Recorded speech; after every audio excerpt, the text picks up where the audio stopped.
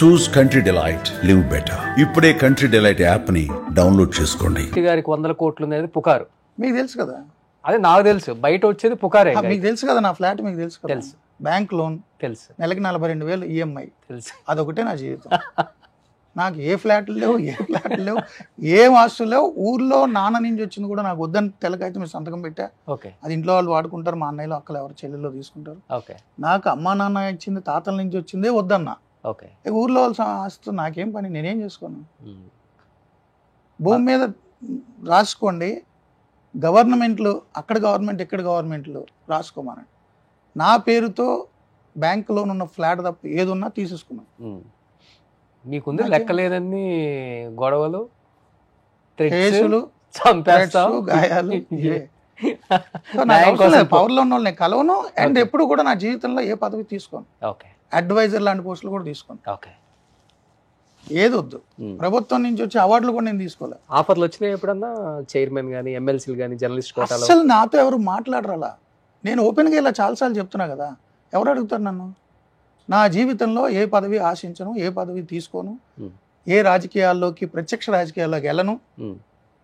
Journalism అనేది కూడా public లైఫ్లో ఉన్నట్టే, రాజకీయం అని కాదు, పబ్లిక్ లైఫ్లో ఉన్నట్టు. సో పబ్లిక్ లైఫ్లో ఉంటా, బట్ నేను రాజకీయాల్లోకి రాను.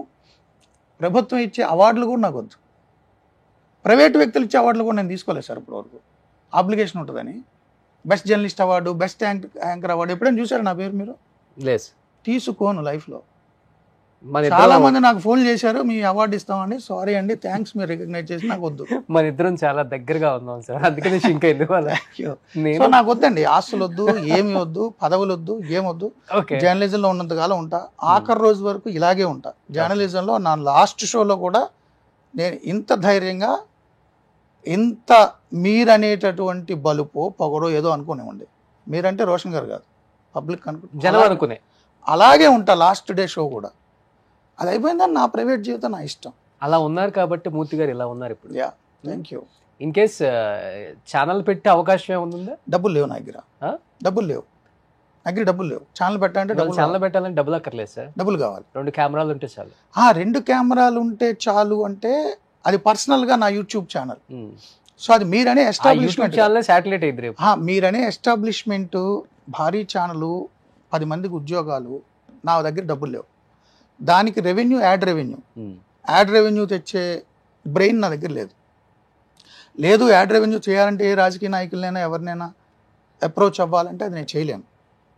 దానికి ఒక సెపరేట్ డైనమిక్స్ ఉంటాయి. నాది బిజినెస్ ఎంటర్ప్రెన్యూర్ బ్రెయిన్ కాదు, నాది ఓన్లీ జర్నలిస్టిక్ బ్రెయిన్. ఇంతే. నా జీవితంలో ఛానల్ పెట్టలేను. యూట్యూబ్ అంటే నా ఫేస్బుక్, నా యూట్యూబ్, నా ట్విట్టర్లో నేనేదో నా ఒపీనియన్ నేను చెప్పుకుంటా, ఇంతే. ఛానల్ ఎస్టాబ్లిష్ చేసే డబ్బులు నా దగ్గర లేవు. నేను ఎవరిని అడగను. ఒకవేళ ఎవరైనా నన్ను పెట్టమన్నా 1వ తారీఖు శాలరీ అకౌంట్ ఇంత డబ్బులు ఇవ్వాలి, ఆయన ఎన్ని రోజులని పెడతాడు, బ్లీడింగ్ 10 రోజులు పెడతాడు. ఆ తర్వాత ఆయన లేదు, అది ఇది కాంప్రమైజ్ అవ్వమంటే నేను అవ్వలేను. సో నా బ్రెయిన్ ఎంటర్ప్రెన్యూర్స్ బ్రెయిన్ కాదు. పదునైన ప్రశ్నలకి బాణాలు వేసే బుర్ర మాత్రమే దేవుడిచ్చాడు, అంతే. సో నేను ఛానల్ పెట్టను. సూపర్. ఎప్పటికీ బిజినెస్ మ్యాన్ అవ్వను. ఓకే, నెక్స్ట్ నేను ఇలాగే ఉంటా. సుమన్ టీవీలో మీ పర్సనల్ అండ్ బిజినెస్ ప్రమోషన్స్ కోసం కింది నెంబర్కి కాంటాక్ట్ చేయండి.